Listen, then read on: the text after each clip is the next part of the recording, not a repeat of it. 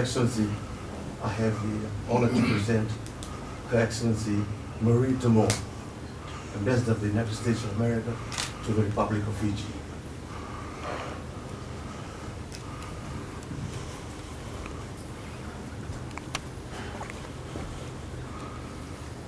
Your Excellency, I have the honor to present the letters of credence written by His Excellency, the President of the United States of America, accrediting me to you as the Ambassador Extraordinary and Plenipotentiary of the United States to the Republic of Fiji.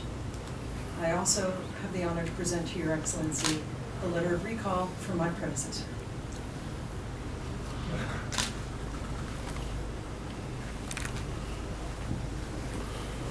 Your Excellency, I am pleased to receive your credentials.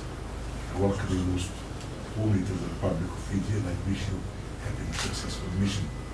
Please convey to the President, the government, the people of the United States of America, warmest wishes for their continued well-being, peace, and prosperity.